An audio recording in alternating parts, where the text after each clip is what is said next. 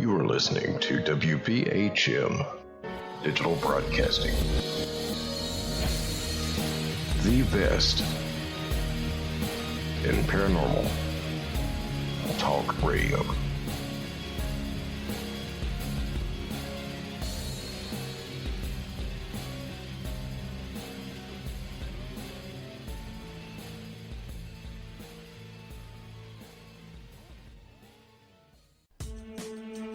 Reaching all the way back to 1948, Fate magazine has brought you reports of the strange and unknown, all of them true. Fate Radio is carrying on that tradition. Here is your host of Fate Radio, Kat Hobson. Good evening and welcome to Fate Mag Radio. I am your host, Kat Hobson, and you are listening to us on WBHM Digital Broadcasting out of Birmingham, Alabama. Tonight's show is really something else, and I'm so excited. This is a gentleman whose work I've been familiar with for, some time now, and I've never had the chance to speak with him. He is an educator, which A, qualifies him for combat pay in the best of schools, but B, he has worked in urban schools where there sometimes is a bit of a violent tendency. He's written multiple books on that topic. One is the Urban Educator Survival Guide, and then the Urban Educator Survival Guide, School Teachers in Violent Classrooms. I am so knocked out by that. He has other books, one of which is Service, A Soldier's Journey, Counterintelligence, Law Enforcement, and the Violence of Urban Education. And his newest, if I'm not mistaken, is I Am Human, and We Are Not What We Think We Are, which fascinates me. I think that Dennis Nappi is one of my favorite people, just because he's brave enough to teach. I have a daughter who's an educator. I have a friend who is a special education teacher in a school where they send those they deem uneducable. So aside from his spiritualism, his knowledge, his interest in helping others, his interest in bringing people into the fore with his care and compassion, really, and is being convinced that we all have psychic abilities that we can utilize to help others. I mean, it's just amazing to me, and he's here. So, Dennis, welcome to Paranormal Experience. Thank you for being here. Kat, thank you so much. Thank you for that introduction. It was very kind of you. It's been quite the journey for me, to say the least.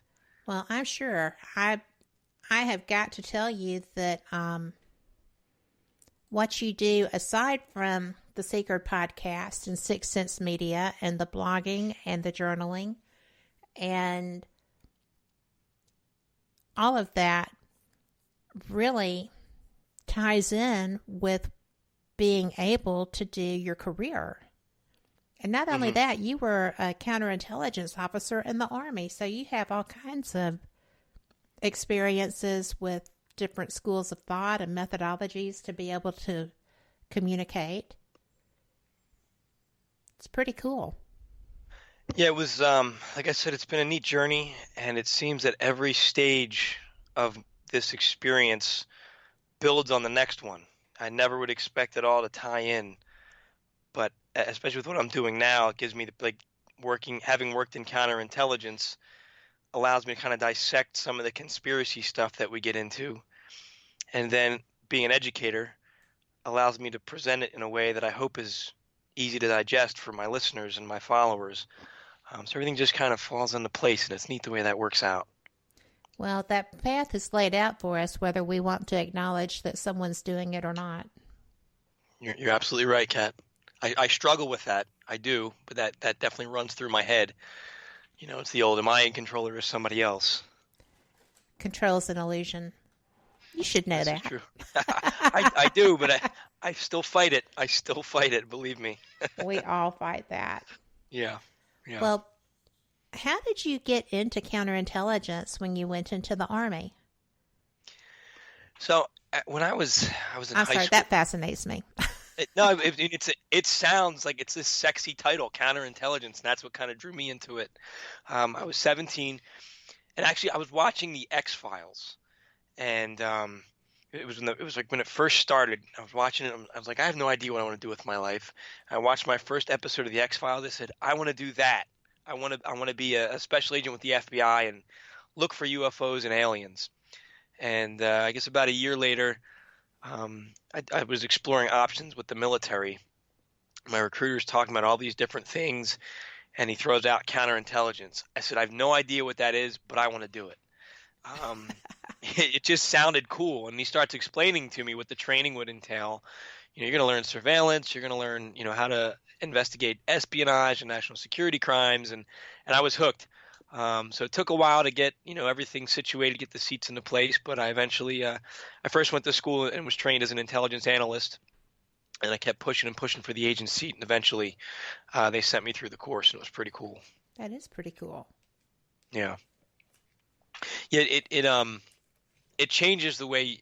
I mean, everything we do changes our perspective on the world.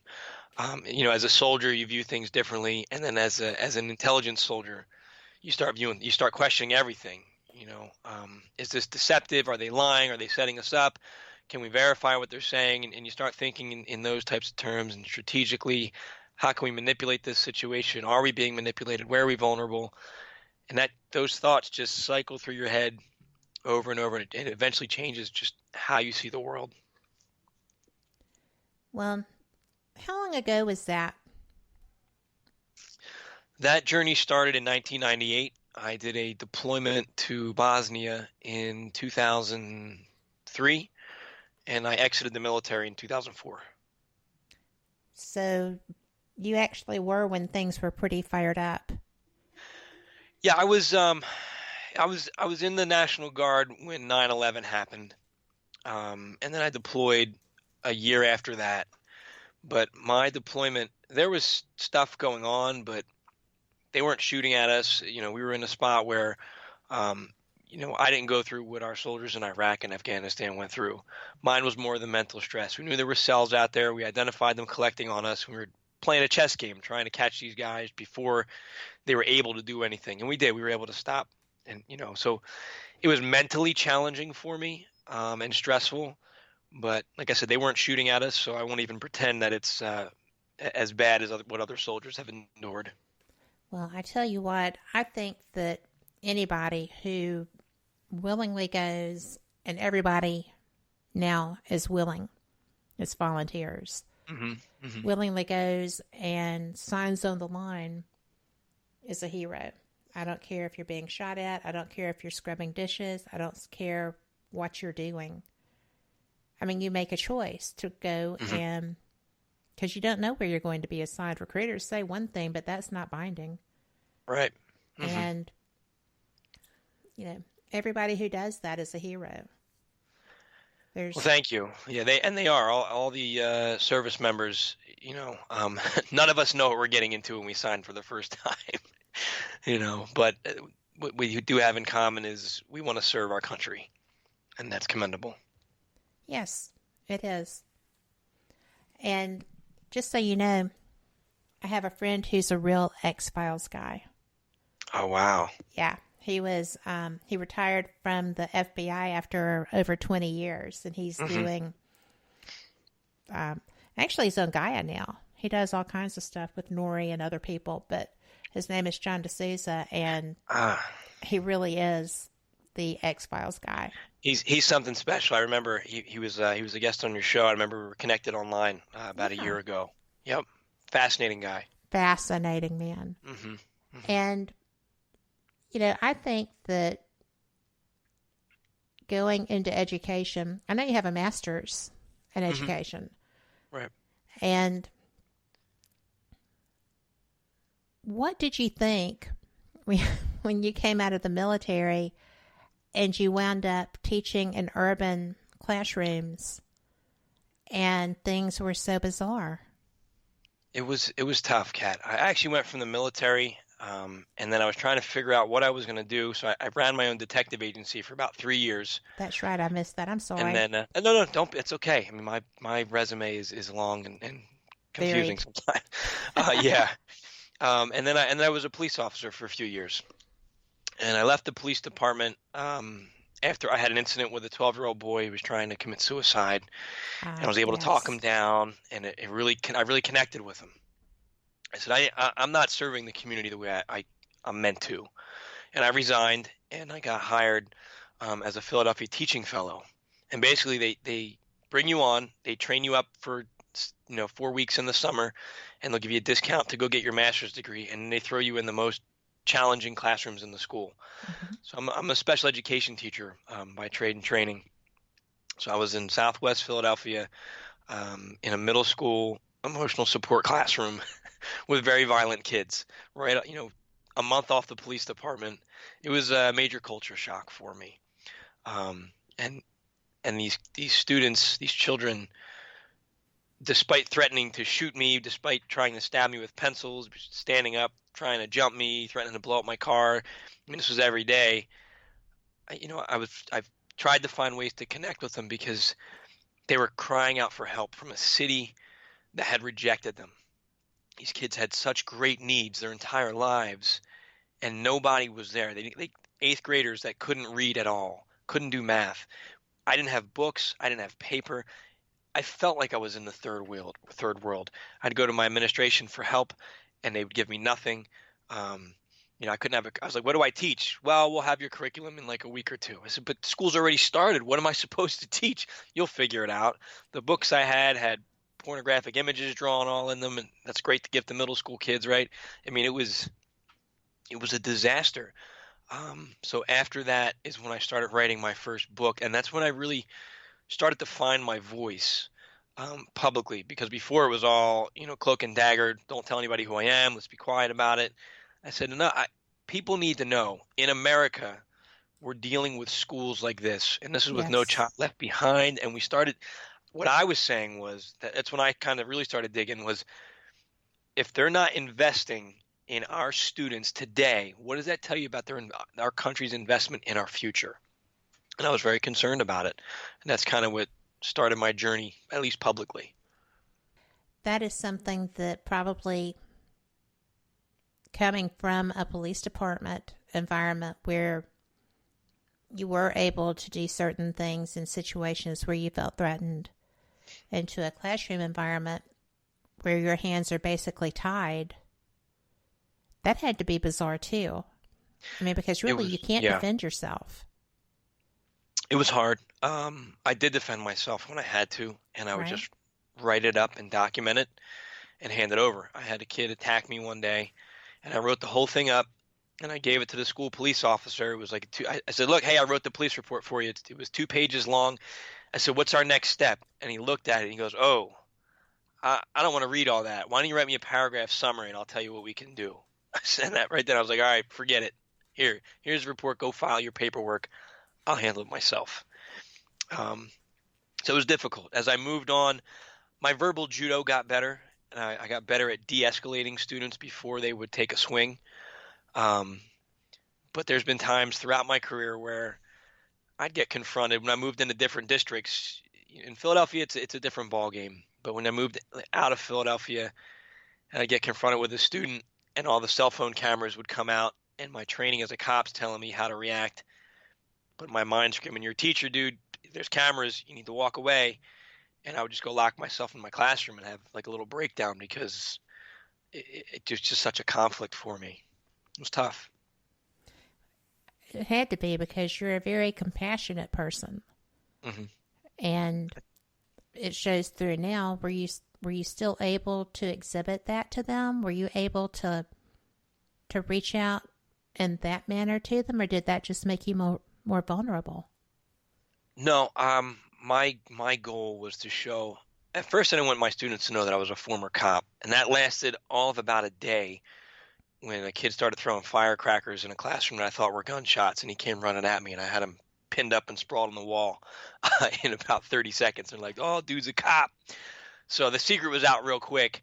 So then my goal became to to show my students that a lot of them had terrible interactions with police officers. And I wanted to show them the other side, that not all cops are the cops that you have met. Cops can be good people. And I was trying to bridge that divide. And I feel that I did. I mean, there's, especially once I moved out of Southwest Philadelphia, that was a rough school. But beyond that, I've had fantastic relationships with just about every one of my students since then. And I feel that I did at least make them think twice. If they go to give an officer a hard time, they'll say, well, Nappi was a decent guy, so maybe I need to give this guy a chance before I start running my mouth. That's my hope. So that's a good hope. I mean, you have to be working towards something. Yeah. Well, all of that, as you went through this, did you think this was building you up to become the person that you evolved into? Or were you just trying to get through it? No, I mean, I never really knew what the end game was. I still don't know what it is. Up until when I was, during my police and military years, it was probably about 11 or 12 years, I wanted to just become this super secret spy and just disappear and become like Jason Bourne. That was my goal. And then once I started teaching, things started to change as far as what I wanted to do. But underneath all of that, I still wanted to be Fox Mulder. That was always there. I was always doing research. I mean, I had crazy paranormal experiences as a kid, my whole life.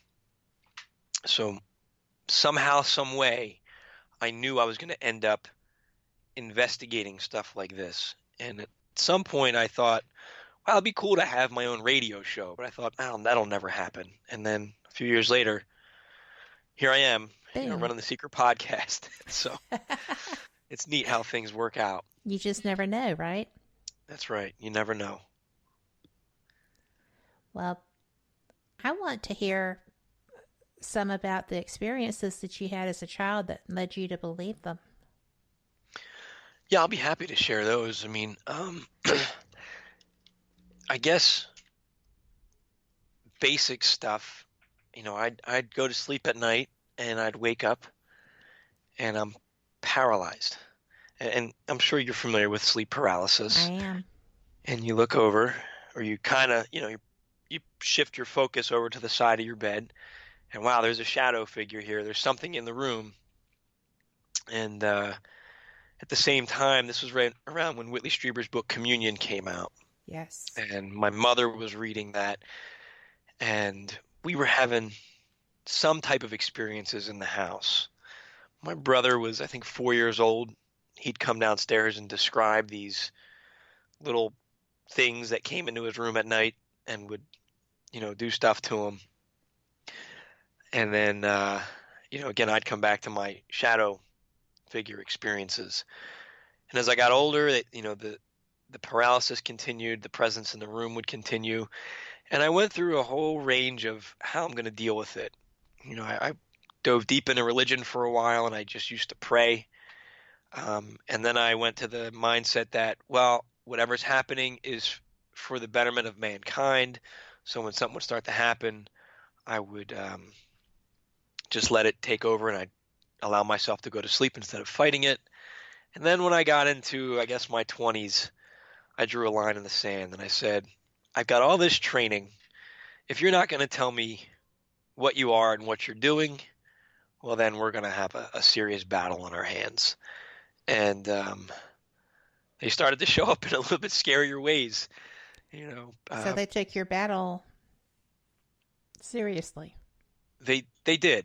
But what's interesting about that, and maybe we can get into this a little bit later, but having done some of the research I'm doing now, and some of the meditations I've been doing, I think they accepted the challenge to promote spiritual growth.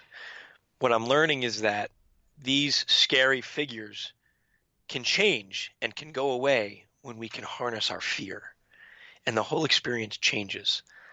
And I don't really see them in that capacity anymore. I still get visitations, but now they're not it scares me from the startle factor, but Mhm. then it's usually some kind of energy work that's getting done to me, or some kind of message, or so the experience has changed. And I've had some guests on my show who have gone through this process, and I'm with friends with people who have gone through the Monroe Institute, and that seems to be a consistent theme.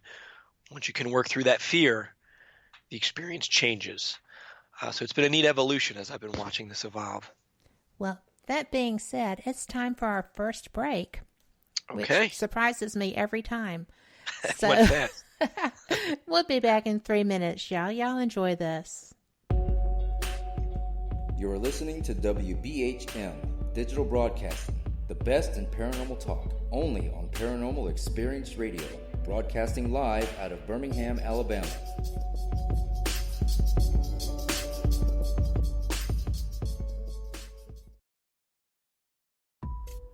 Since 1948, Fate magazine has brought you reports of the strange and unknown, all of them true. Fate Radio is carrying on that tradition, bringing you the unusual, macabre, strange, and bizarre. Join host Kat Hobson Sunday nights from 8 to 10 p.m. Eastern on WBHM Digital Broadcasting.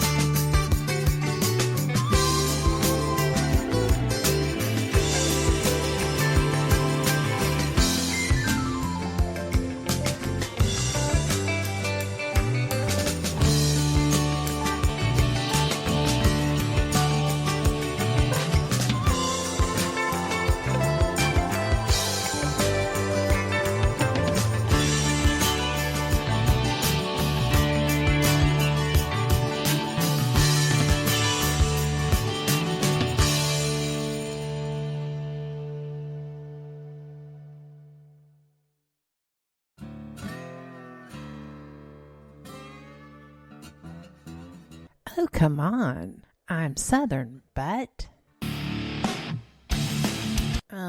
nope. That'll do. Hello.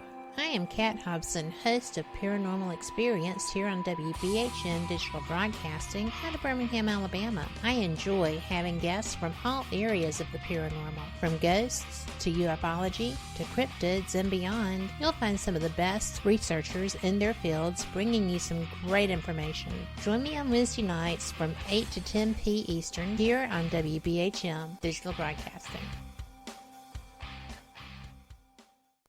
Thank you for listening to WBHM Digital Broadcasting out of Birmingham, Alabama. The time is 23 minutes after the hour. Hello there. Welcome back. You're listening to Fate Mag Radio, and I am Kat Hobson, your host, with my guest, Dennis Nappi. Dennis is co-creator of Sixth Sense Media. He is the host of the Seeker podcast, and if you haven't heard that, you are missing out. He is a multiple author. He has been Army counterintelligence. He has been a private detective. He has been a police officer, and he has got to be one of the bravest educators I've come across, except for my friend Jesse. So he kind of falls into the same category with you, Dennis. And I think that anybody who does what y'all do either needs help, combat pay, a much longer vacation, or all three. Because, I mean, it's just crazy. today's society can be so nerve-wracking when you're not doing things that are scary. Yeah, it's yeah, like I said, my eyes were opened, especially after was it one of the I forget which school shooting we had last year because they're all running together right now. But the last big school shooting we had, everybody was freaking out, rightfully so. But now they're talking, let's arm teachers, let's put metal detectors in the buildings, let's have armed guards walking around. And I got really upset over that. I'm a teacher and I have the training to carry a firearm to school, but I was opposed to it because my job isn't to shoot students if they become a threat. My job is to reach students before they become a threat. And I felt that by me carrying a gun in a school, that's in my mind setting me up for failure for what I'm trying to do with my students. So I started doing some research, and I came across, you may have heard about it, they had a bunch of videos on Facebook about the schools in Baltimore. Have you seen that, where the kids started meditating and it drastically changed all the schools? I have, and you and I both know that we believe in that. Yep. It's fascinating. I reached out to, it was called the Holistic Life Foundation. And they have this program where they train schools, and they reach out, I think, across the U.S., and they'll train the schools and they'll teach them. They have different levels of it, but basically they're teaching mindfulness, yoga, meditation as alternatives to calm yourself down and to prevent a problem in a situation from escalating. So they've got a research paper out, they've got data, the articles. I pulled all this data and I went and I pitched it to my principal at the time, and she was like, "Wow, this is weird. Let me run it by some people and we'll see what we can do." Ultimately, the response was, "Well, Dennis, you're not a trained mental health professional, but our guidance counselors are putting a mindfulness program together." So they completely ignored it because not everybody's ready for this, I guess. But the results speak for themselves when you read the research. And it's frustrating because it's out of people's comfort zones. And it's not – when you're dealing with a school shooting, you're emotional.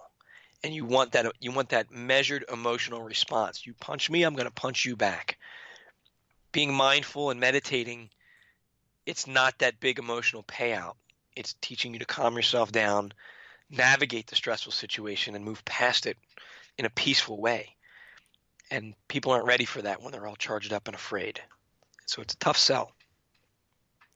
Well, it is. And, I know there's data supporting that. And I know that you researched it to the nth degree before you presented it. Right. And I can't believe that it just got fairly, blown off, really. Yeah, that's how it felt. Yeah, it's frustrating. It was. So did you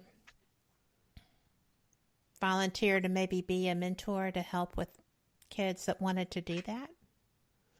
No, I was running the Institute of Heart Math has some mindfulness software. Right. It's biofeedback software, so it teaches you to regulate your breathing and your heart rate and calms down your energy levels. So we had rolled that out with some of our emotional support students, and we were getting pretty good results with it. But I wasn't using it to the full capacity just because it's just chaotic being a teacher and it was a new program. Yes, it is. I'm not teaching this year, so I didn't have the opportunity to try to expand it or run with those programs any further. But I was pretty frustrated, again, because we just didn't have enough the buy-in that I think it deserved. So more can be done with it, but at this point I'm not pursuing that with the educational route. Well, but you're pursuing it with other routes. Mm-hmm. Absolutely. Absolutely. Which I'm grateful for.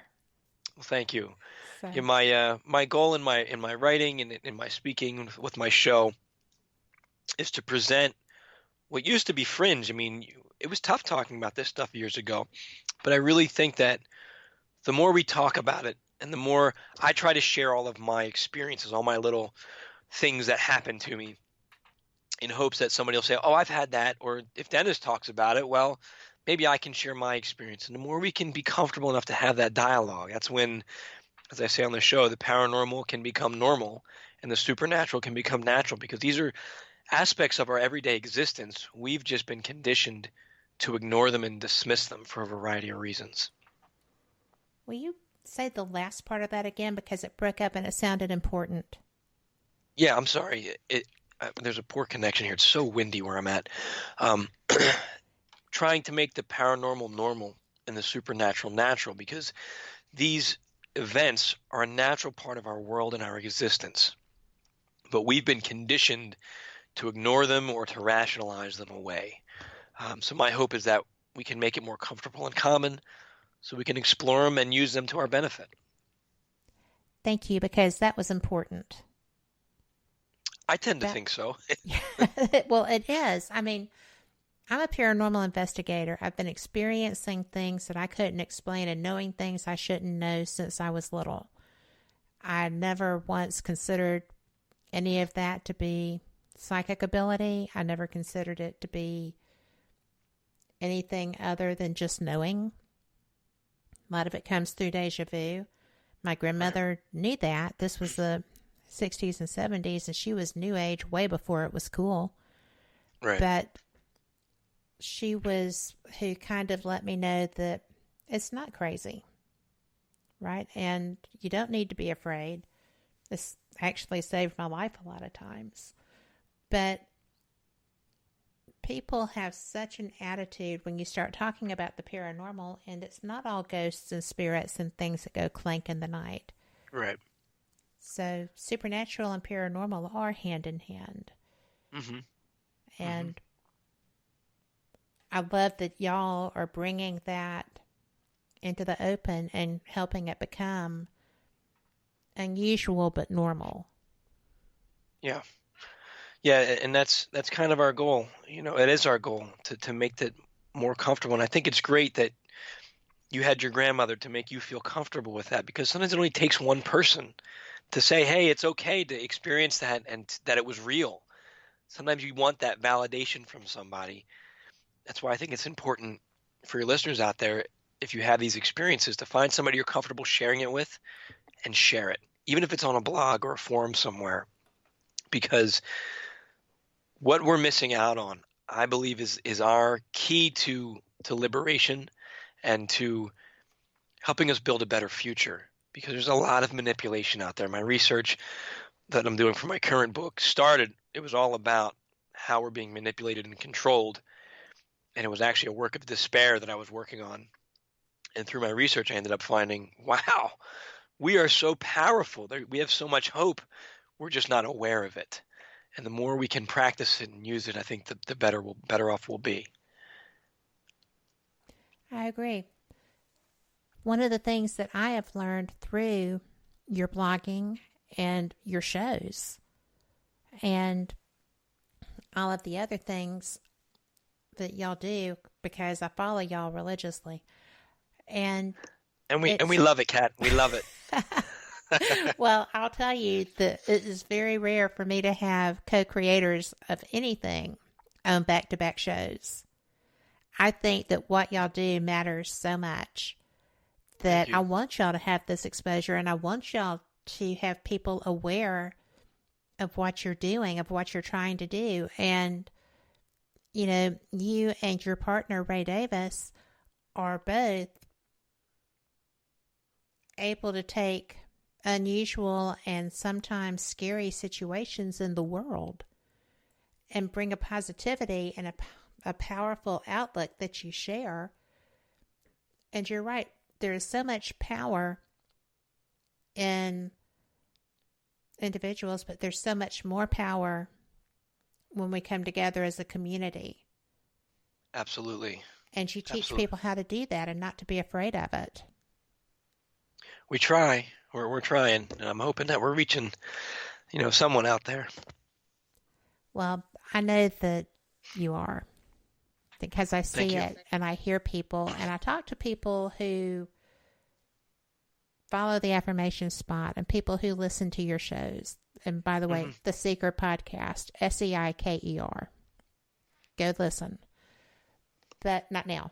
Don't go now. You got all the secret right here that you need. Got all the secret you need right here. This is the guy. But it's powerful that you're reaching out and empowering others. So I just want to say thank you for rolling with that. It's cool. Thank you. It's my honor. I really enjoy what we're doing. It gets hard sometimes, but I'll tell you, Ray is such an amazing person. He's just this fountain of inspiration. There's been a few times where I'm like, all right, that show was terrible. I've got 3 kids, 2 jobs. Like, I can't do it anymore. And then he'll send me a message the next day like, oh my gosh, you hit it out of the park last night. And I'm like, all right, I can't quit now. I mean, Ray really likes the show. I mean, there are times where I swear he's been my only listener sometimes, and he just motivated me to just keep going and building on the show to what it is now. So I'm forever grateful for him. Well, just so you know, he's in the Spreaker chat, and he says you're sounding great. Oh, excellent. Thanks, buddy. I know you were worried because you had your cold. I don't think you sound like it, so I think you sound great, too. Thank you. Yeah, I feel like I'm going through puberty again with my voice right now. It's not that bad. Okay, I promise. Good. I would tell Thank you. I would say, Excellent. take a sup. But I'm not bashful. So Excellent. How did you move into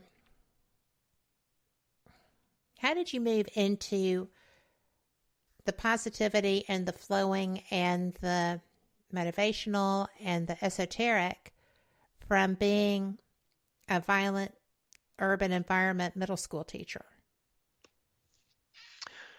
Well, I was always trying to, even as a police officer and as a counterintelligence agent, your goal in counterintelligence is to gather information. And at least in my experience, when I go try to intimidate somebody, they're not going to tell me everything I want to know. They may tell me the bare minimum to get me away from them, but they're not going to tell me everything I want to know. If I befriend somebody and I earn their trust and I show them respect, they're going to open up and I can ask any question comfortably. Mm-hmm. And not only that, I can turn my back and they're not going to try to hurt me. And the same thing on the street as a cop. If I treat you with respect and then the following week I'm fighting with somebody and you're behind me in a corner holding a knife and you realize, oh, that's Officer Nappi, he treated me with respect, you're not going to stab. You're less likely to stab me in the back. Everybody's a potential source of information. I don't mean that in the way that I'm using anybody. I mean it in my job as a cop was to improve the quality of life in a community. I can't do that by myself. I need the citizens of that community to work with me, to give me information, to run the trouble out of there and deal with it. So as an educator, I tried to bring that as well. If a student made a mistake, I said, well, I don't want to just throw the book at them and now they're going to shut down and now I can't teach this student. So we have to find a happy medium of administering an appropriate consequence because you just told me you're going to blow up my car and still maintaining our relationship. And it got to the point where my students knew if they messed up, they'd have detention with me, and detention usually ended up being kind of fun. I'd have them do a writing assignment, and then we'd talk about life, and then they'd go home. And so they still serve their consequence, lesson learned. And it got to the point where in the beginning of the year, kids were cursing all the time. By the end of the year, if a curse slipped out, my bad, Mr. Nappi, I'm sorry, no, I don't like that. And there was little things like that because I took the time to show them the respect. So that just kind of transfers over into how I do things now. And with, this worst case scenario that we tend to study sometimes, I mean, we always want to gravitate towards the fearful story, the Armageddons, the apocalypse, which comes up on my show. If that's going to happen, well, we can go out afraid and angry, or we can make the best of the time that we have left here. And then just talking with Ray and hearing his affirmations, again, inspires me and it keeps me in check because sometimes you want to go off the deep end on that angry rant, but that's not the message that I want to put out. It's okay to get angry. It's okay to get upset sometimes. It's okay to lose it. But what's our end goal here? Because what I found, everything is energy. And when you're putting out the negativity, you're fueling the negativity. Even if you say, well, I'm fighting evil. Well, evil begets evil. Isn't my favorite quote by Nietzsche? He says, be careful when fighting monsters that you yourself do not become a monster. For when you stare long enough into the abyss stares into you. And that always rings in my head with all these protests that people are going to, and Yes. they're standing for their cause, which is a beautiful thing, but then it turns angry because they're so passionate and they lose their focus, they lose their awareness of their energy. And what the Heart Math Institute tells us is that electromagnetism coming out of the heart is transferring emotional data, and we share that energetic field with one another. And it's what any empath will tell you they experience every time they walk out their front door. That's what it made so much sense to me why, as a cop, I'd walk in and know just what this person needs to hear to calm down, because I feel what they're feeling. So when you're at this protest situation and they're spewing the violent negativity, if you're not mindful of your own energy, well, now you're angry. Now you have just become the monster that you are fighting. So I try to be mindful of that with what I'm putting out. This is some scary stuff. This is some angry stuff. But we don't need to fight it. We need to do something different. Because if we fight it, we're part of the problem. As much as we might want to fight it with that emotional reaction. Absolutely. And, I want to mention that I have someone that I consider a very dear friend who is one of the most mindful people that I know. She is a light worker for what that counts in this. I think it counts for a lot. She is an ET experiencer and enjoys that experience. She is generally so positive and wonderful with her outlook. And I had seen a lot of hatefulness and a lot of vitriol in her posting because of politics. And a lot of friends, doesn't matter what side you are, doesn't matter if you really don't have a dog in the fight, it's still coming out everywhere as spewing. It's kind of like the step under New York and Ghostbusters 2, right? And we were talking one day and I said, you know what? You're a light worker. It's your job to make sure that this isn't something that is affecting everyone. We're supposed to be the change and to help with the change. And we're not supposed to be the ones that are egging on the hate. And there was just dead silence. And I was like, oh, I just lost that friend. Maybe not, Kat. Maybe not. I didn't. It's what you needed. It's what you needed to hear. Well, sometimes we do. It's like you're talking about in those crowds. There is groupthink and there is strength in numbers, good and bad. Mm-hmm. And I really want for all of this stuff to always be good. Doesn't always work that way. And now we're at our second break. Okay. So this is 2 minutes and we will be right back.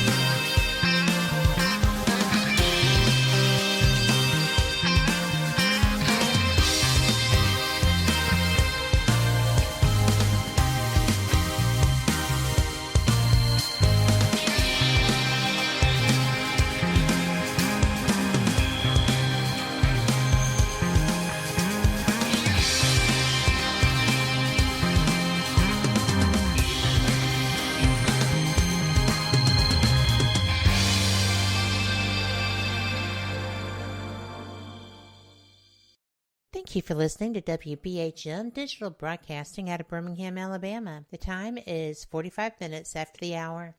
And just like that, we're back. This is Fate Mag Radio, and my guest tonight is Dennis Nappi. And we were discussing, Dennis, the kind of the crowd think, the group think, and being careful of what you allow to violate your thought processes and your emotional reactions. Yeah, and it's it's a fascinating area, and when you, at least for me, at first it's like, oh, I have this perception. Here's what I think is going on. So you start doing some research, and like I was saying before, I came across heart math stuff, and to me, the heart math research is like a smoking gun for everything we just talked about. I mean, it is. They have valid research demonstrating the ability to transmit and receive other people's energy and interpret what the data in that energy is carrying. And then you look at the studies. Are you familiar with the studies from the 70s with the Maharishi effect? I am.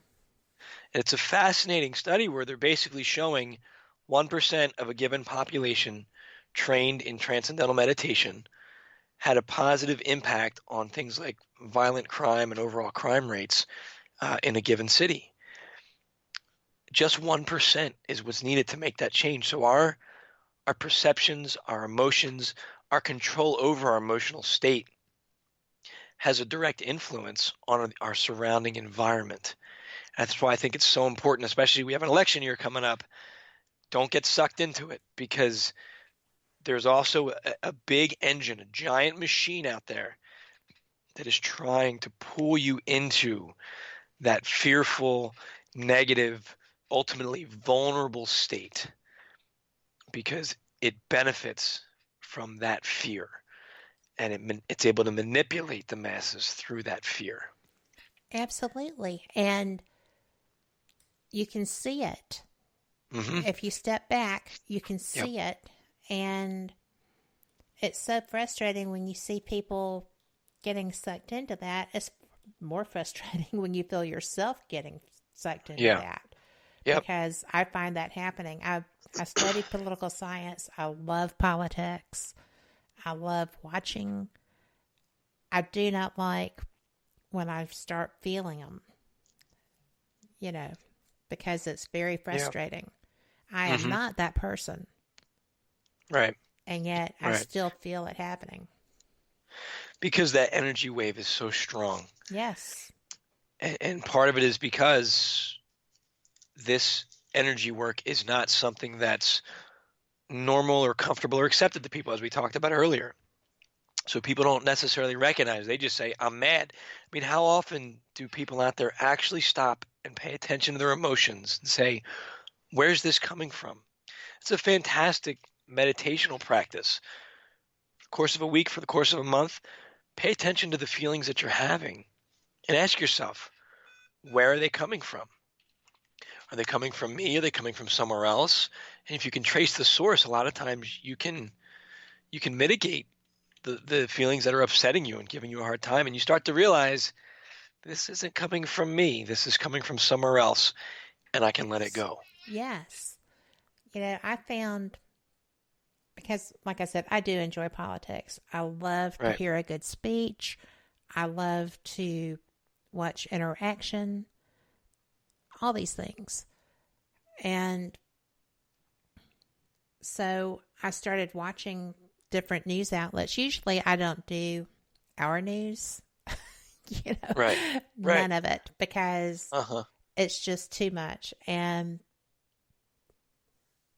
there's a lot more degrees of truth than one could imagine that all get bound up in a ball of yarn, and they start batting it around. It's like kittens playing, so it's just easier to go to printed international news, which a friend in Canada gave me a link to back in the 80s and things of that nature. Mm-hmm. But I had been watching something, I don't even remember what it was, but all of a sudden I was just like, oh my gosh, I feel like I'm getting sick. And I mean, literally, I felt like I was getting sick, like the flu. And I wasn't sick at all. But it was just, I had to walk away. I turned the news off. I went outside. I played with the dogs as much as I could because I can only do it on the deck right now. And Right. I just had to sit outside and center because it's that contagious. It's that, I mean, vitriol is lethal when it reaches the levels that it's in now. Yeah. Yeah, we're in some trouble. And We're I'm going to have to concerned change about it. We are changing it. Yes. We are changing it. I'm confident in that. We just need more people to be open to it. We need to get that 1%, really, is all we need. But I'd like to get more. I'd like to get 10, 20, 30% to focus on this. Because, as I said, when I first started my current track of research, I was in a state of despair. I thought we're helpless, we're being treated like cattle, and we're suffering, and there's nothing we can do about it. And I started writing and I started researching, and what I found was that we're not helpless. We're led to believe that we're helpless, because if we think we're helpless, how can we fight back? But we don't even have to fight. It's like you said, when you start feeling that, I compare it in my writing to when you walk in a room and it smells bad. Yeah. You can say, wow, I'm going to either go check the stove and turn off the gas and end the problem. I'm going to open a window, or I'm going to leave the room. Well, when your intuition starts screaming at you and you start feeling the energy, the more you pay attention to it, the more sensitive you become to it. You walk into that room and you're like, this doesn't feel right. I need to either ground myself or remove myself from the situation. And if we can start trusting that and riding those ebbs and flows of energy, again, make better decisions, we can change the feel of energy in a room. Absolutely. And when Gandhi said, be the change that you want to see in the world, it wasn't just physical change. Right. Your attitude, like you were talking, when you have a relationship with those kids or, adults too, because in your case, I'm sure you ran into everyone, but you have to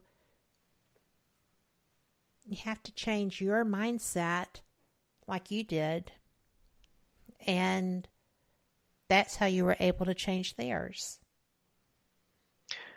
Yeah, and again, I think because if you can develop that connection and you can empathize, it becomes contagious.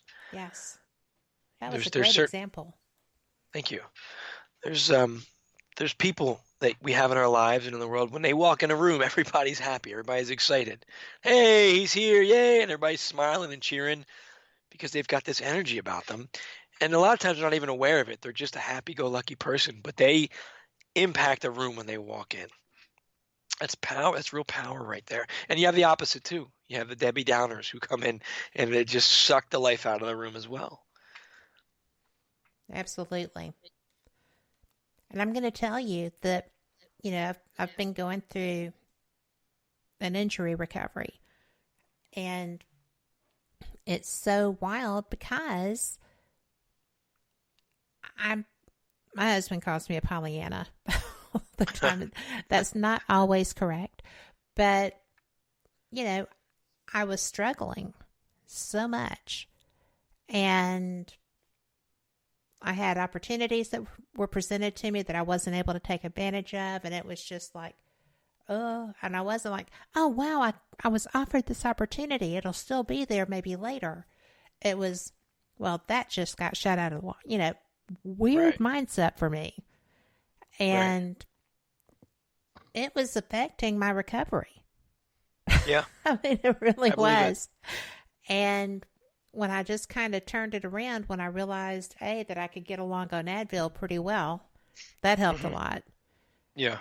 But, because I don't think it was the drugs. I think it was, I was so fed up with the pain and stuff, and it was just affecting my whole outlook. That it's weird what that will do to you. We have that energetic component, Kat, that has a direct influence on our lives, on our well-being, on our mood, on everything. Modern medicine doesn't address that aspect of our bodies yet. but energy workers do. And there's a strong benefit to, when you're feeling out of sorts like that, to go get a Reiki healing session, because they can address the challenges that you may be having in your energetic field. That if you think of everything as data, as information, they're changing the data in your aura or in your energy field that says, I'm sick, I'm depressed, and they're taking that away, and they're changing it to saying, I feel well, I feel good, I'm clear.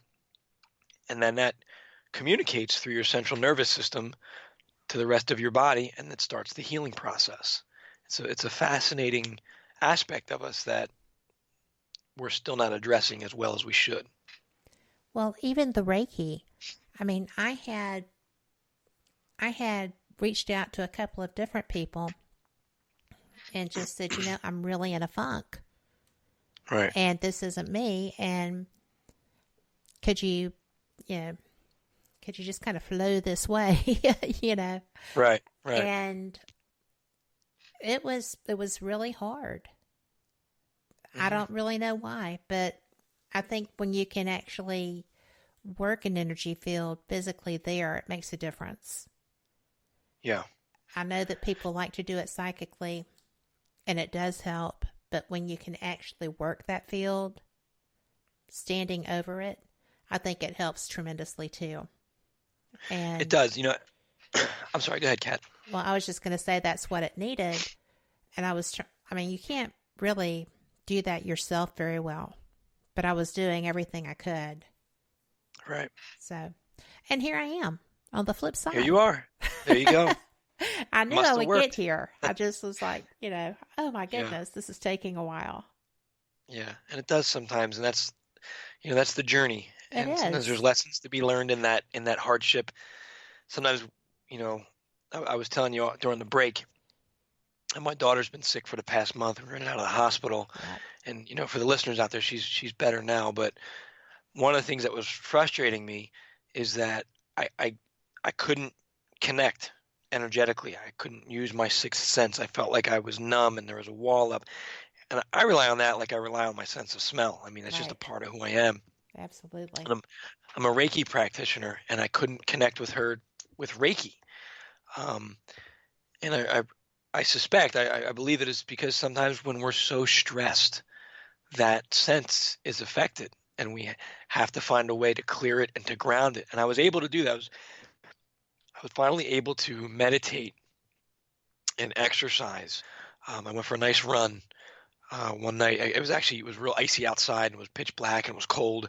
So it was like the perfect challenge for me to just take my focus off of the stress. And then I came in and I meditated, and I was able to give her a Reiki session, and it cleared me and it helped clear her. So we have that stress in our lives. Sometimes self-energy care helps. Sometimes we need to do something different to just take our mind off of it, so then we can go back and do the energy work, and then maybe meet with somebody else and have them give us a full session. Absolutely. I couldn't go outside. I couldn't ground. I couldn't get in the sunshine. All of the things that fix me weren't available. Yep. It was weird. That's just such a weird place to be. It's like you not being able to connect with the person that you love and want to fix the most. Right. Right? Right. That had to be frustrating. It was overwhelming. It was a big low point. It was really, I feel like I have trauma from it now. I'm trying to recover from it. It was brutal. But you went and did what you needed to do to clear that. So that's just brilliant. Yeah. Yeah. So we're all on the mend in our house, except for my voice now. It caught me today, a couple hours before the show. Well, I think you're doing great. But that being said, we're up on a 5-minute break, so you're going to be able to rest it for a couple. Excellent. And everyone, this is a 5-minute news break from NPR, so maybe we'll get a little good news. You never know. We're going to look for that. And we'll catch you in about 5 minutes. Thanks for being here, and be sure you come back. NPR podcasts are now available on every platform. Check out all our shows at npr.org/podcasts. That's npr.org/podcasts. Live from NPR News in Washington, I'm Janine Herbst. President Trump says the U.S. will delay increasing tariffs on Chinese imports because of what he calls substantial progress made in ongoing U.S.-China trade talks.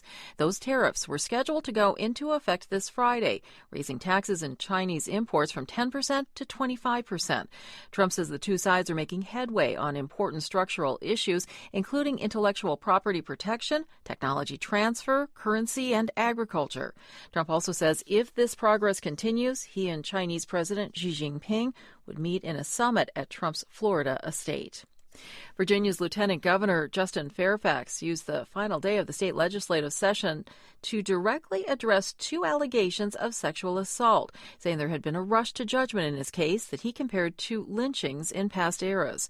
Ben Pavier of member station WCVE reports. Fairfax presided over Virginia's Senate without ever mentioning the allegations until now. In an unexpected speech minutes before the end of this year's legislative session, Fairfax reaffirmed his innocence and tied the allegations to Virginia's history of lynchings. If we go backwards and we rush to judgment and we allow for political lynchings without any due process, any facts, any evidence being heard, then I think we do a disservice to this very body in which we all serve. Republican House Majority Leader Todd Gilbert said Fairfax was entitled to due process, but called the lieutenant governor's comments inappropriate. Republicans in the lower chamber say they'll convene a meeting and invite the two alleged victims to give testimony. Fairfax and most Democrats accuse Republicans of trying to politicize the process and say the matter is best left to local law enforcement.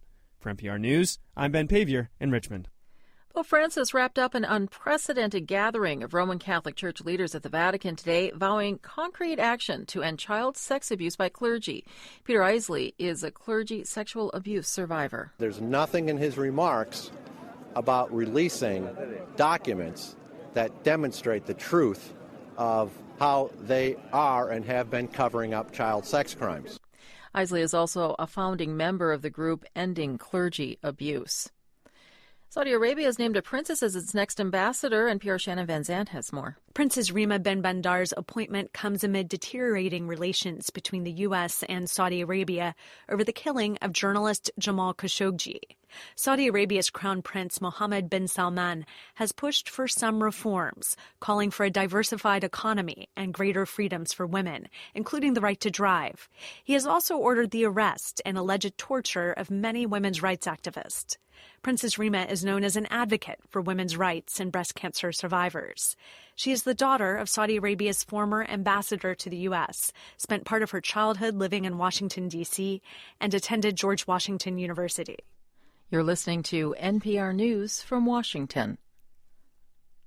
No one will be hosting the Academy Awards ceremony this evening in Los Angeles, but Oscars will still be handed out. For the first time, a superhero movie, Black Panther, is nominated for Best Picture. As for the top acting awards, well, here's NPR's Andrew Limbong. Glenn Close's performance as her husband's ghostwriter in The Wife is up for Best Actress. I don't like to be lectured to. I'm not a child. Also in contention, Yalitza Aparicio for Roma, Olivia Colman for The Favorite, Melissa McCarthy for Can You Ever Forgive Me, and singer Lady Gaga for A Star Is Born. Every single person that I've come in contact with in the music industry has told me that my nose is too big and that I won't make it. Speaking of singers, Rami Malek is nominated for playing Freddie Mercury in the biopic Bohemian Rhapsody. He's up against Christian Bale for Vice, Bradley Cooper for A Star Is Born, Viggo Mortensen for Green Book, and Willem Dafoe for his role in At Eternity's Gate. Andrew Limbong, NPR News. Hawaii's Big Island is getting bigger, thanks to recent volcanic eruptions. The U.S. Geological Survey shows Kilauea's newest lava flow of molten rock added as much as 180 feet to parts of the island last year. And in some cases, that new land was previously ocean. It all adds up to nearly 900 acres of new land where the molten rock flowed offshore. But those lava flows also destroyed everything in its path, including more than 700 homes. Scientists say they will be studying the lava flow and eruptions for years. I'm Janine Herbst, NPR News in Washington. Support for this NPR podcast and the following message come from Lexus, the first ever Lexus UX crossover, available in hybrid all-wheel drive, inspired by architecture and shaped by street corners. The city-smart Lexus UX, crafted to conquer the new frontier. Experience amazing. Welcome back to WBHM Digital Broadcasting out of Birmingham, Alabama. The time is 5 minutes after the hour. And we're back. You are listening to WBHM Digital Broadcasting out of Birmingham, Alabama, and thank you for doing so. This is Fate Mag Radio, and I am Kat Hobson, your host, with my guest, Dennis Nappi. And we are having such interesting thought processes going through here. Dennis, thank you for being here, and I'm excited to have you as my guest. So I just think this has been fun so far. I can't believe we've already gone through an hour. Cat, time flies when you're having fun. I'm thrilled to be here. I've wanted to come on the show for a while, so I'm glad we're finally able to make it happen. Me too. Hopefully my voice sticks around. It's fading on me, but we'll do the best we can. Well, we will. And you know what? I am just thrilled you're here. And as long as your voice holds out, I'm happy. I just hope it's not too uncomfortable. Nope. I was in the military. We used to scream a lot and not have a voice at all, so I'm used to it. Well, then if you're in the military, you know to take zinc, too. That's right. But I hope it's not too painful on your listeners' ears. So of course Ray said we're okay, so we're good. I have the utmost confidence, but because your information is so good. Thank you. And we were talking about trying to protect yourself from negative energy, recognize what's being flowed at you, so that you can kind of shield yourself and maintain what you are as you're going through this, because we have 2 years coming up, a little less than 2 years of screaming from the rafters, everybody else is evil, wicked, nasty, and beats children and puppies, and and it's going to be ugly, and we're having to gird our loins kind of for this. And I don't know if girding our loins is actually right. Maybe grounding our souls and keeping ourselves protected in that way, and trying to make sure that we're putting positives out in the face of all of this that's going to be generally an onslaught. Yeah, and the smears are already starting. I think that what's important is, like you said, to ground yourself and to remove yourself. Yes. I know these are topics we're passionate about, but they're the same topics: gun control, death penalty, abortion. The ones that are going to get people fired up.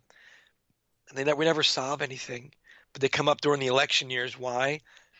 Because it's an emotional trigger. Yes. Well, why are they hitting those emotions? Because they make us vulnerable, and they give a desired output, and they allow us to be manipulated. Well, you vote for him and you're not going to get what you want. Well, you're really not going to get what you want if you vote for anybody, in my opinion. My hope is that there's a candidate out there who's going to help us, but it's a game. It's a cycle. We're voting for two sides of the same coin, in my opinion. I agree. I caught a lot of flack during the last election, and I don't want to get political, but I couldn't vote. I went to vote, and I couldn't cast my vote because I just didn't want to be contributing to either choice that was there. And I had a really tough time about it. And I had people stop talking to me over it because they were so anti-Trump. They said, well, by not voting, you threw it away. So you basically voted for Trump. So I'm like, really? Okay. But I think with what's coming up in the future election, with these organizations that are putting out the negativity, and then you have the fake news epidemic. What scares me is I read an article talking about what AI is going to be used for.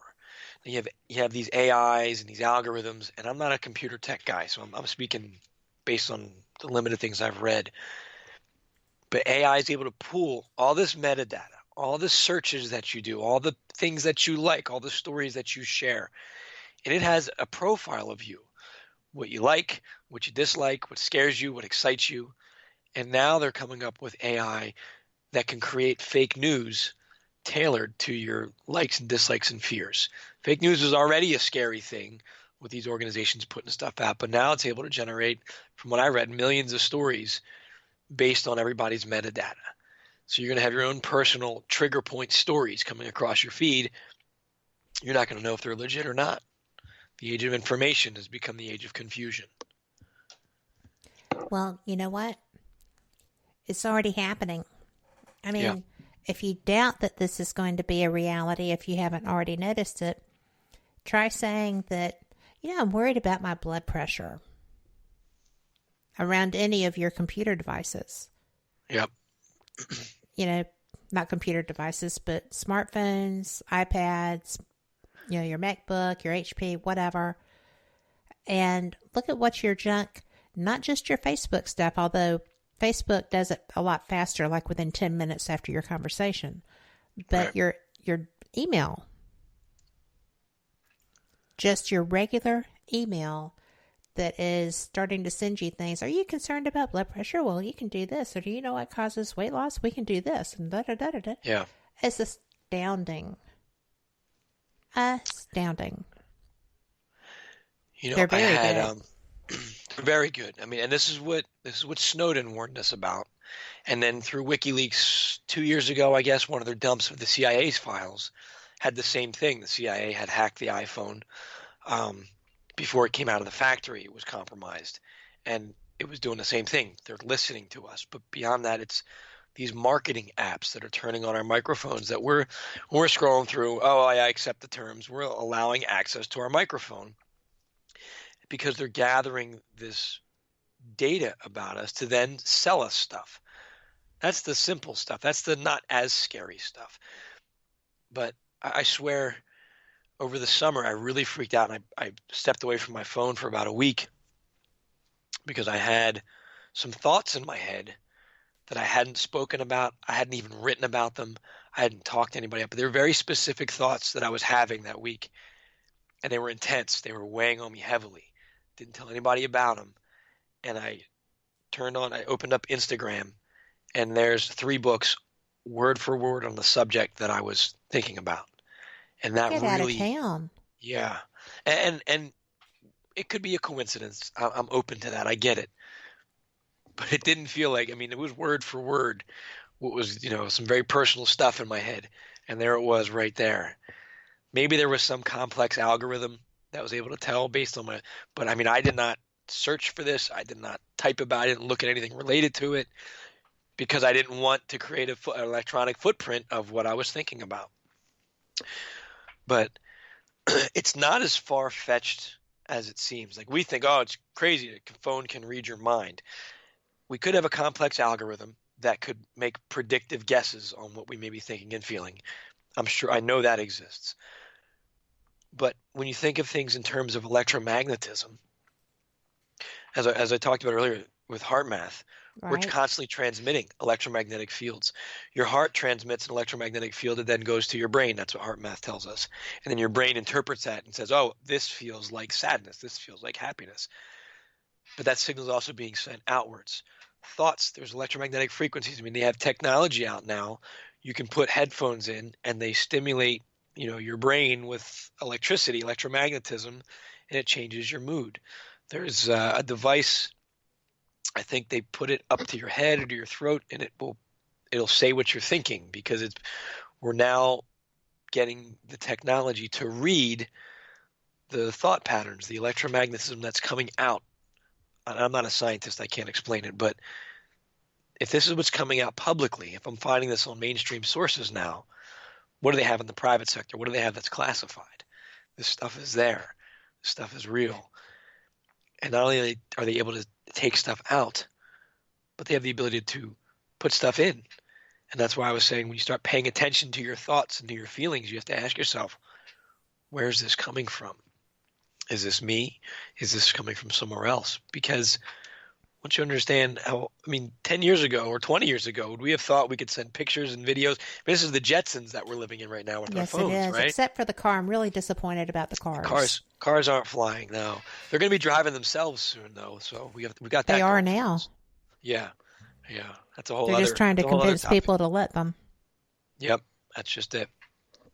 But this wireless technology, we are basically I think that the human being is a form of technology that I think just became so advanced we call it biology. Right. As simple as that sounds. But we're transmitting and we're receiving constantly. And it's not just empaths. No. It's everyone. Yep. Empaths are just more aware of it. But everyone is picking up on it. And again, and now we're looking at this device that we carry everywhere with us is reading us. I can't say that our smartphones are reading our minds at this stage, but is it possible in the future? I'd say absolutely. I had some guests on my show this week with the crypto viewing, remote viewing team. I connected with a remote viewer by the name of Edward Reardon, and he did a session called Remote Viewing QAnon. And everybody's excited about Q and talking about Q, how there's these. Are you familiar with Q, Kat? I'm familiar with a bunch of different Q. Okay. I'm familiar with... I didn't know much about. Go ahead. I'm sorry. I didn't know much about Q. But the summarized version that I was given was that Q represents a faction within the government that is, the rebels fighting for us, basically. And they're working to bring about positive change, and they're tied into Trump somehow. And so Edward did this session. He did multiple sessions. And as a remote viewer, he goes in blind. He doesn't know what he's looking at. He's just given a set of numbers. And then those numbers by the tasker are assigned very specific targets that he's to go psychically look at. And remote viewing is a lot different than maybe doing a tarot card reading. Remote viewing has a set of protocols that they follow and a way of making sure that they're getting the most accurate data that they can. There's a movie coming out, a documentary coming out called Third Eye Spies, I think in March. We have a remote viewer actually in our chat room right now. Oh, excellent. So they can probably speak on this better than I can. But this documentary is going to talk about the history of remote viewing and people like Russell Targ, who we're starting to see, in the independent media now a little bit more. Hal Puthoff, who, these guys are with SRI, Stanford Research Institute, who founded the remote viewing program, and they worked with Ingo Swann, who they say is one of the world's most gifted psychics. And they developed this procedure that Stanford funded and the CIA funded for 20 years, most of which was classified. A lot of it's been declassified now. So you can actually read some of the declassified documents. There's some papers that were published early on that are declassified you can find them online through, I think, Russell Targ's website. Hal Puthoff, who was one of the founders of this program, he's in the news again as well with the To the Stars Academy, with the UFO disclosure stuff through the ATIP. So when I first started hearing this come out, and then they threw Hal Puthoff's name, he's a major player. He is a major player in what's been going on with all this stuff. See how everything connects. The more you start to look at it, the broader you get, the more data points you start seeing. Everything is related. It's a fascinating subject to study. And it's so big, I've lost where I was going with this, Kat, but I can keep going. Well, you were talking about the set of protocols that the Q remote viewers were following. You brought me back. Thank you. I go on tangents sometimes. Oh, but wait a minute. We're going to have to take a break. We are less than half a minute away from this break, and this is important stuff, and it's probably going to take us through to the next one because there's so much. Yeah. I'm going to go ahead and just say that this is going to be a 3-minute break. This is pretty fun stuff. It's just stingers and advertisements. And that being said, we will be back in 3 minutes. And thank you so much for being here. We will be right back, and we will start going over this remote viewing with Q with Dennis Nappi. So come on back. You are listening to WBHM Digital Broadcasting, the best in paranormal talk only on Paranormal Experience Radio. Broadcasting live out of Birmingham, Alabama. Since 1948, Fate magazine has brought you reports of the strange and unknown, all of them true.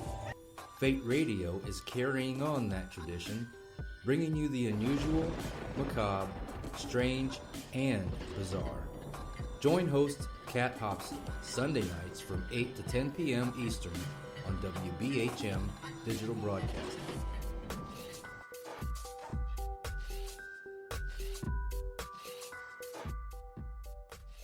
Son of a... Hey, son. Mother... Son, what are you doing? Hey, Mom. I'm getting ready to listen to Periscope Uncensored. By expanding your vocabulary. Well, it is uncensored. Son, the uncensored part of Periscope Uncensored is Jax and I getting down to brass tacks with all aspects of the paranormal. There's no fluff on our show. So, no off-color commentary? I didn't say that. Awesome! Son? I just hit my head. Oh boy, I'll go get you an ice pack. Catch Periscope Uncensored Thursday nights at 9 p.m. Eastern, only on WBHM Digital Broadcasting. You are listening to WBHM Digital Broadcasting. The best in paranormal talk radio.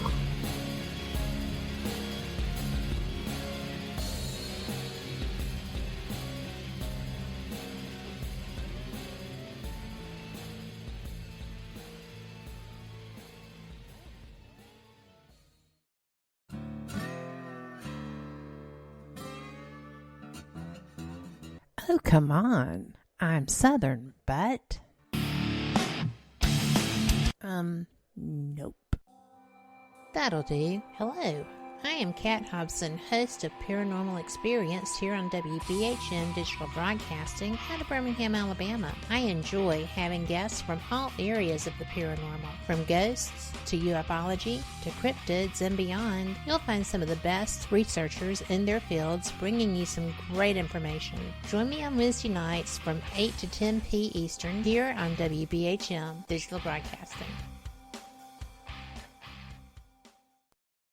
Thank you for listening to WBHM Digital Broadcasting out of Birmingham, Alabama. The time is 23 minutes after the hour.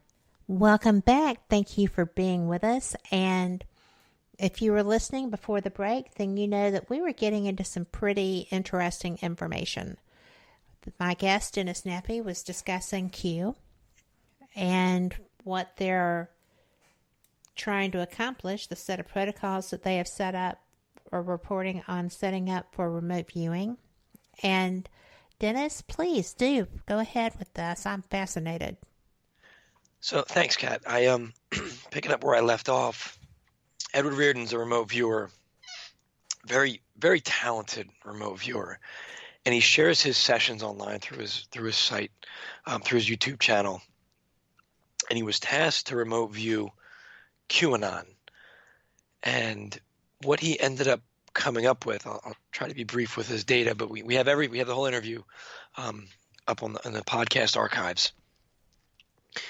And he was seeing basically this secret organization that is working with the development of what seems like an AI. And the AI is connecting to satellites up in orbit. And somehow nanotechnology is involved. Now, there's a ton of conspiracy theories out there about nanotech, that it's in the food, that it's in the chemtrails. I don't know where it is, but we're starting to see more and more that nanotech does exist. It is out there. I saw a video not too long ago. It was a little documentary, how they have this little nanotech robot that'll take a sperm cell and drive it to an egg to fertilize an egg. I mean, that's how small this tech is now. So what he's seeing is, yeah, it's fascinating. And what he's seeing with this nanotech is that it's going to, I guess, impact our signal and our ability to receive it. So let me take a step back and look at what's going on with, Elon Musk. Now, Elon Musk is saying AI poses the greatest threat to mankind, that it's going to be, it's going to render us obsolete within the next, 2 to 30 years. And then there's Ray Kurzweil of Google, who's saying, well, within the next 20 years, we're going to be able to upload our minds to the cloud. We're going to be able to merge with AI. And Elon Musk is saying, well, yeah, the only way to beat AI is to join it. So he's creating the company Neuralink. And the goal of Neuralink is to merge the human mind with the computer so we can be as smart as AI. We can work with AI as like a symbiotic relationship is Musk's goal. So he's creating this merger. That scares me. Yes. That scares me very much, because coming back to the research that I've been doing, looking at our reality, looking at our consciousness, we're already vulnerable and we're already being manipulated, and some more than others. You look at targeted individuals, victims of MK Ultra, they talk about voices and sounds being beamed into your head. I just covered an article the other day where they can have a laser now. They can beam it directly into your ear, so you're the only one that will hear whatever sounds they're shooting. And this was a regular mainstream non-conspiracy publication. This tech is out. So again, what is it they have that's classified? So we're already being influenced. We're already being manipulated.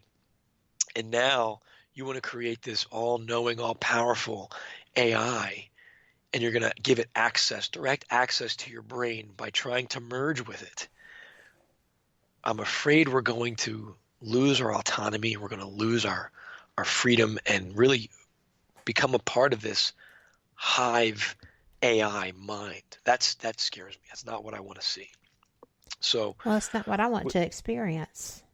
And again, I could argue that there's probably some positive things. I mean, you could probably have some great experiences with this AI in virtual reality. But I'd say then go look at the works of Bob Monroe, what he did through expanding his consciousness. Look at people who take plant medicine and the adventures they have through expanding their consciousness with plant medicine. But we're in control of that, or at least we have more control during those experiences. I think there's helping hands behind us with those experiences. But with AI, we don't know what we're going to get. Either the AI is in control or the person behind the AI is in control. There's a lot of movies about that. There's a whole lot. None of them work out well for humanity. Exactly. So I have this research that I've been doing, and I'm looking at this and I'm tracking this developing, and Edward Reardon comes out with this target as he's remote viewing QAnon, and he starts seeing nanotechnology. He starts seeing the development of AI in secret and this satellite communication. And at one point he goes, oh my gosh, this feels like Skynet. Now, that's a buzzword for people that track AI, Skynet being from the Terminator movies. Right. It's the AI that became self-aware and launched a war, machines versus mankind. And it sounds crazy to say this may actually be playing out in front of us. But now you've got military, DARPA and the military are looking to create autonomous weapons, autonomous drones. We already have drone warfare that are operated by mankind, but they're looking to now merge the minds of pilots with these AI machines. They have swarm bots, which are, I know they did this fictitious video about these swarm robots. It was big, I guess, a year and a half ago. But they had these little drones about the size of locusts that they can deploy in gigantic numbers to overrun an enemy. They can self-repair. They operate there's not one single brain. It's a hive brain. They make decisions together, and they can administer lethal doses of poison and all this crazy stuff. I mean, these Skynet type of weapons are being created, and we're also creating the brain that could potentially be what Skynet is in that movie. So what Edward was seeing in his targets is this infrastructure being laid out. And then he says there was this event, this signal that went out. And it was a coordination of communication between the AI and the satellite. And then it affected everybody's consciousness on the planet. And that, to me, terrified me, because when you start looking at where this might be leading, you start looking at the development of AI, the attempts to merge our minds with AI through big companies like Google. That, Ray Kurzweil, he's a major player. He's a futurist with great analytical results, and Elon Musk warning about this, and now we've got 5G getting ready to come online, which is going to be everywhere, and they're saying it's going to interfere with our electromagnetic signals on our own bodies, which, well, we already know what that does to us. So Edward's seeing this takeover with this AI impacting human consciousness. And we had a couple great discussions looking at that. And it's concerning, Kat. It's really concerning. It is. And we have a question in chat, and Brian has joined us. The time change got him. But okay. He was wanting to know, can anyone learn to remote view? And are you talking that Edward saw this in the future, or actually is something actively happening now? Two excellent questions.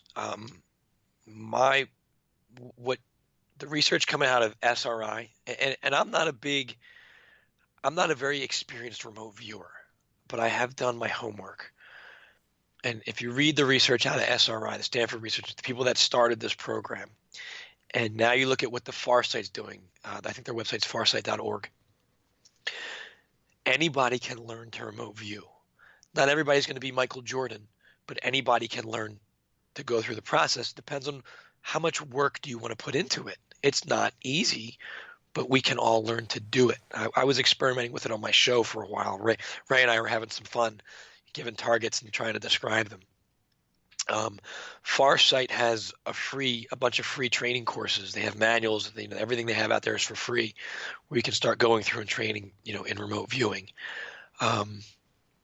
So yes, anybody can learn to remote view. I am confident anybody can learn to be psychic, to develop your sixth sense. I mean, when I got my Reiki attunement, my senses opened up dramatically. And then the second part of that question, I'm sorry, Kat, what was that? Was when you were speaking with Edward, was he talking about seeing this in the future, or was it current? So what Edward's telling us is that his data indicates 3 to 4 years before this event horizon is happening. And that's like the big event. But in my discussion with him and some of his team this weekend with the show we just put out, they were talking about social engineering and how society is being changed through our technology. Our cell phones are driving our behavior. They're influencing our behavior. And they got a great resource. Again, these are some of the top remote viewers in the world. And I'm not speaking for them. I'm just recounting our conversation. But we were talking about social engineering and cryptocurrency, because that's their focus, cryptocurrency and the impact of it.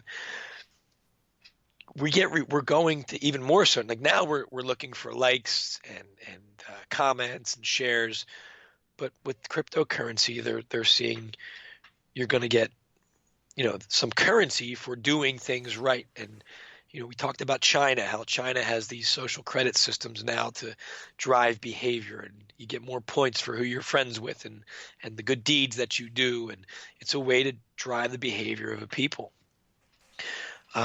So this is the buildup that we're starting to see now. David Icke talked about, how they get us addicted to the tech. First, you started with the handhelds, then they moved to the wearables, which is, your watches, your Google glasses. And then he says they're going to move to the implantables. They're putting stuff directly, the microchip, which we're starting to see in people's hands. There's people that are putting chips in their brains now. Some of it is good. Some of this tech, helps correct serious medical conditions. But some of it, when you're starting to interfere with human consciousness, I think is when we're really starting to give up control.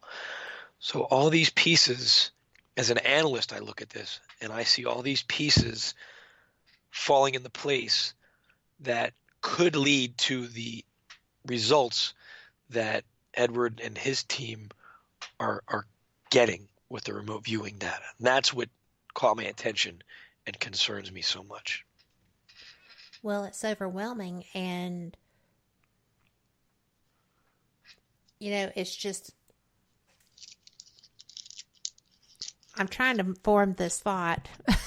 Sorry, I don't usually go dead silent.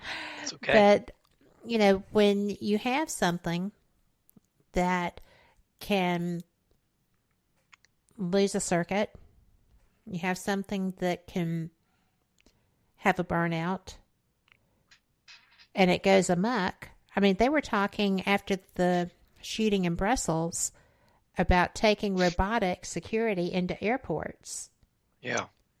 That was cleared to kill. That it Scary. was cleared to make that call. Mm-hmm. And there was such an outcry that they said, oh, no, we would never do that. Well, we won't arm our robots. Well, right. You're already talking about it, so you already have it in place that you could bring that out. I'm sure they have it. Absolutely, they have it. Yeah. They were going to bring it out. Yeah. But, Jennifer in chat said that, AI is, in her opinion, just as bad all around. They have articles out on how if the bots malfunction, they could kill their owners. So there is actually stuff happening with things of that nature that people are developing and trying to find ways to go about that. There was just an article about that. Yeah, there was just an article about this, the sex robots, because the porn industry tends to drive a lot of advancements in tech because they get so much money from people watching it. So the sex robots, they already are making them more human-like. To have, I saw one. They have like family mode, where the robot can sit there and have a conversation with your family, and then it's got adult sex mode. But the article that just came out, I don't remember who published it, said that hackers could hack into these sex robots, computer brain, and cause them to kill their owners,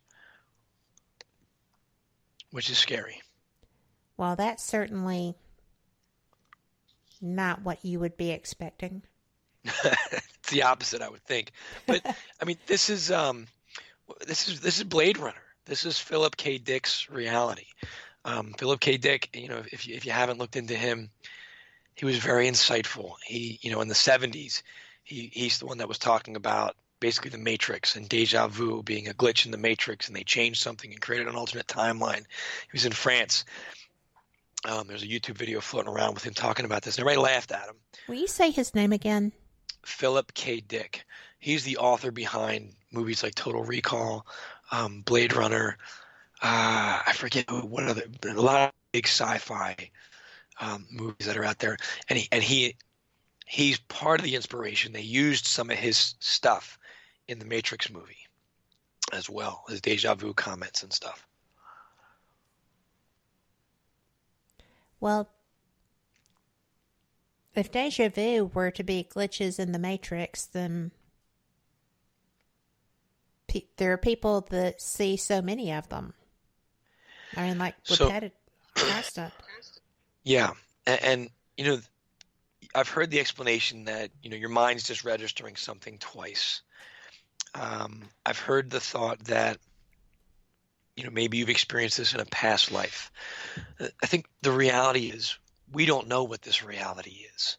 I'm leaning towards. I've done a lot of research into the simulation argument, and there's some very intelligent, credible people who argue that we may be living in some kind of a simulation. Professor Ted Gates, I think he's out of the University of Maryland. Yes. He was an advisor on Obama's board. He did a conference with Neil deGrasse Tyson. He said, when studying string theory, I found computer code. And this is a direct quote, not just computer code, error-correcting code embedded in the equations we use to describe the makeup of the universe. And at the end, he said, the strangest thing for me in my life to realize is that the Matrix may be an accurate representation of the world I live in. And then Nick Bostrom out of Stanford has the simulation argument. And he basically says, I don't remember all 3 points to it, but he says it's more likely than not that we're living in a simulation, and an ancestor simulation, that a society will become, if a society becomes technologically advanced, they will eventually create ancestor simulations. And those simulations will eventually become so advanced that they will create their own simulations, and so on and so on and so on. So basically you have universes within universes within universes. It's like the game The Sims, as a good example of it. But what catches me is hearing that simulation argument and seeing what they're creating through Google and through AI and through everything there, and listening. If you have a chance to listen to Ed's conversation with me, they're creating another universe. So we're creating another simulation right now. But I suspect the reason why electromagnetism allows us to communicate psychically, thought travels faster than light, things are timeless with remote viewing. You can see past, present, future. It's not an issue. Is because we're in some kind of matrix reality. And that level goes up and it goes down and it goes left and it goes right. It goes in all directions. Boy, is that a lot to think about. Yeah, sorry, Kat, you got me going. No, I love that you got going, because don't think I'm not going to be staying awake tonight listening to that, because you just released it. So, yeah. And for those who are listening, that is the Seeker, Seiker podcast. You can find them on Facebook. And you can also, can they listen live on sixthsensemedia.net? No, I'm not doing live shows. I mean, can they listen to the show though? I mean, is it posted on Sixth Sense Media? Sixthsensemedia.net's the best way to access our content. Everything's there. Mm-hmm. And because that is a fantastic website if you haven't been to it yet. And if you haven't, you should have been researching this show before you came here. I kid. But we are about to go to our final break, and I am so glad that you're here, Dennis. I can't wait to hear more. And this conversation is astounding. Thank you. Everyone, this is going to be about 2 minutes, and just enjoy. We'll see you on the flip side. You are listening to WBHM Digital Broadcasting, Birmingham, Alabama.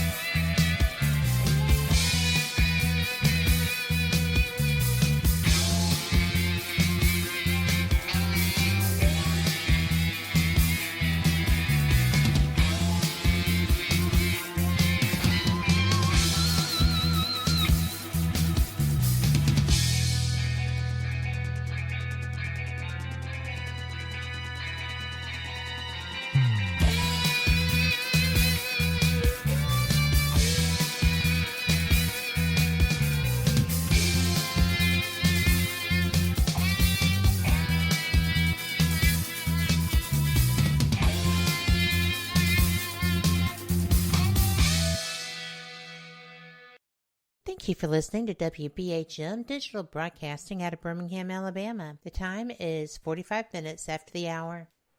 And we are back with Fate Mag Radio for our final segment with Dennis Nappi. Thank y'all so much for being here. And man, I hope you enjoyed and were here for that last segment. It was blowing my mind. I so far have about 5 pages of notes, and I'm loving it. Brian Bruce, who is in our chat room, said there's a TV show called The Orville, and the last episode was about a robotic race which took over their planet and killed all biologics. So there's that to deal with this thought process.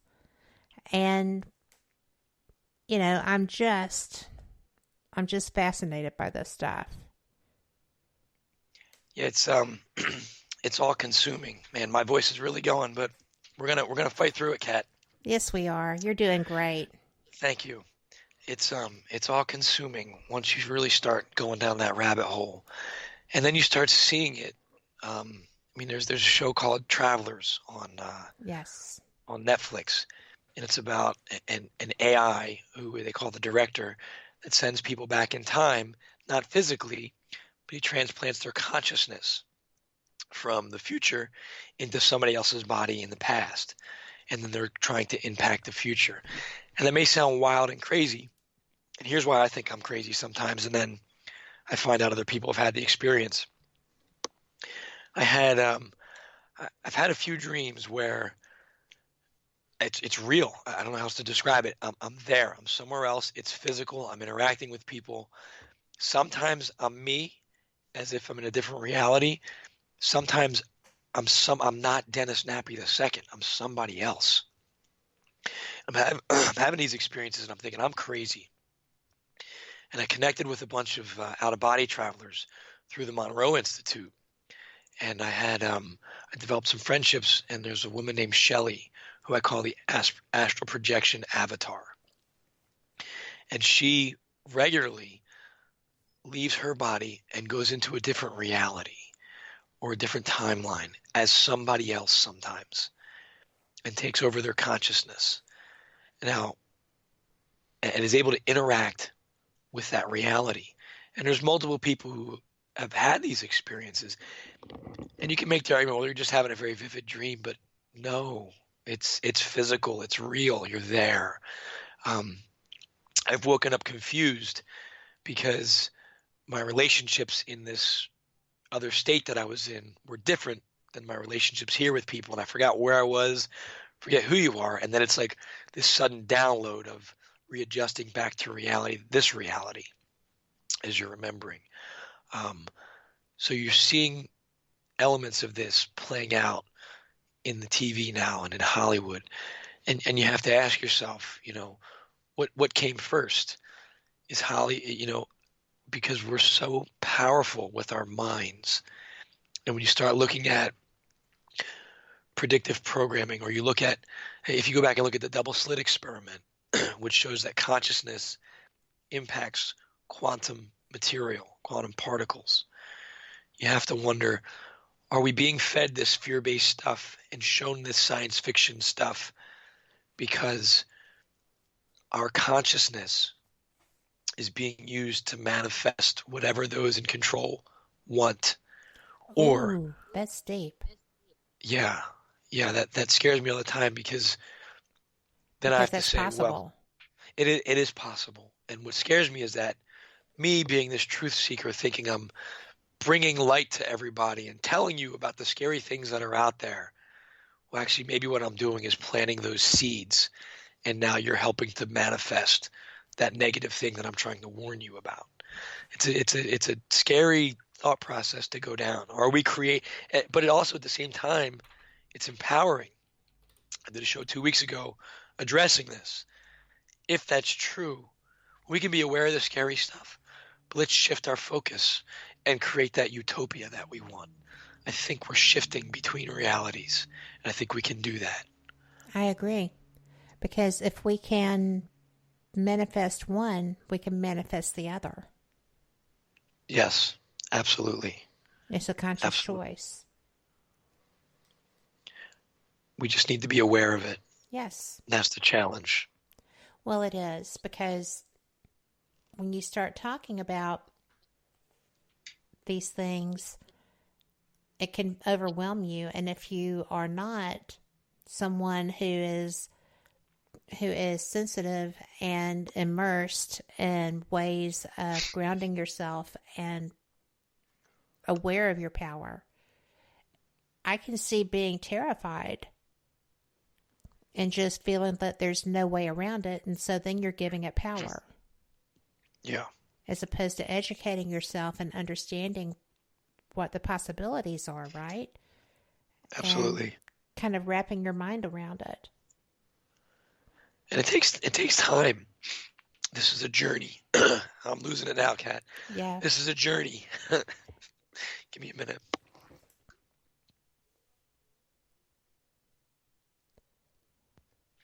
How's that? Nope. Well, it's better, but I didn't do my end of the job because I was letting you talk.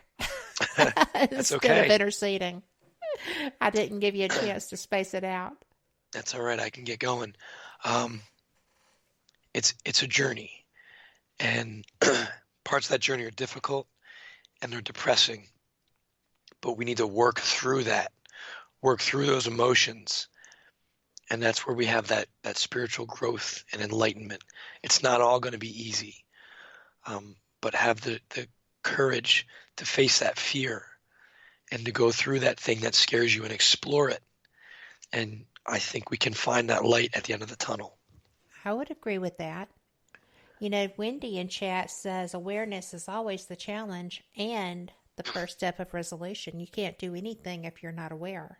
Exactly. She's right. So I think that you should not be beating yourself up or questioning yourself for bringing these topics to the fore. They're important things to think about. They are. It consumes me. Well, it's consumed my voice tonight too, apparently. I'm so sorry. Oh no, please don't apologize, because you know what? I appreciate you fighting through. I know how it is. My husband kind of wishes sometimes that I would have more of that happen. But I know he does because he has said so. No, I'm kidding. But, you know, it's just, sometimes I think things happen so that information can't get out. Nothing is a coincidence. Yeah. So maybe your code's not either. You never know. This stuff tends to happen. I had some computer issues, some microphone issues. That ties into like my Archon research. I think there's forces out there, there's energies out there that try to wreak havoc and stop this from getting to where it needs to go. But I've been at this for a long time. It's going to take a little more than a sore throat and some computer issues to keep me quiet. Well, I wanted to ask you about Archon. Mm-hmm. What is that? That's a long discussion. Uh-oh, you only have 7 minutes. I know. All right, let's see what I can do here. Or just a definition. Just something, because I'm not familiar with Archons. So, Archon, I first heard about it through David Icke. If you start, David Icke talks about them. I think it was in his Remembering Who You Are tour. And Jay Wilder talks about them as well. But the Archons are mentioned in the Gnostic texts. Archon translates to ruler. And basically what the Gnostic texts talk about is that when this universe was created, Sophia, who is an aeon. Now an aeon is interesting. An aeon is a consciousness, but an aeon also acts as a system of reality. So basically an aeon, in my interpretation, is an AI. Right. That encompasses a universe. Now, the Gnostics wrote about this 2,000 years ago. And when Sophia, or Sophia, however you want to pronounce it, created this reality, there was a demiurge that came with it, because she didn't create properly. She was supposed to create with a counterpart, and she did it herself. And with that came this demiurge, who we call the Archons. His name, the first one, was Yaldabaoth. And the Archons have been influencing humanity and mankind. In the Garden of Eden, they were basically keeping Adam and Eve prisoner. And when Adam and Eve ate of the tree of knowledge of good and evil, they realized their true power, and they realized who the Archons were. So the Archons then cast them out of the garden and sent them into a life of confusion, so they would no longer be preoccupied with, as the Gnostic texts say, matters of the Holy Spirit. The Holy Spirit I believe, is that electromagnetic Wi-Fi energy, or chi, Reiki, prana. That's our connection to the universe. These archons are that force that likes to manipulate.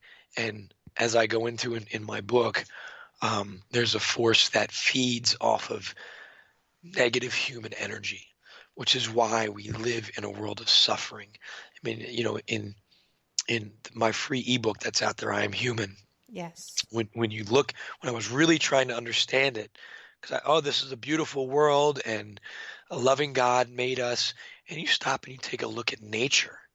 Nature's beautiful, but nature's horribly cruel. Animals eat one another alive. If you just watch one YouTube video on parasitism, and it's the worst suffering I've ever seen. So this world is designed. So in order for us to live, something has to die. And a lot of times that death produces a lot of suffering. And my drive came from when I watched my father die from cancer.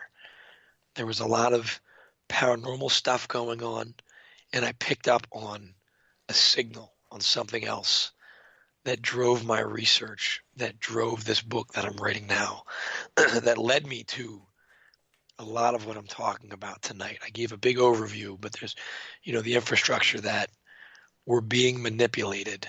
We don't realize it. But the takeaway from that is we have real power. And if we can use that power, we can put a stop to it. I agree.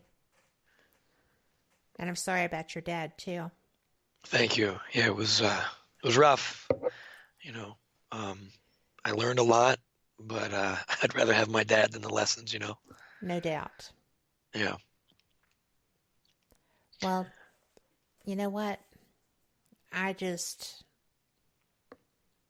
don't really know what to say, because archons I know by another term. So I find it fascinating that they are what was perceived as God.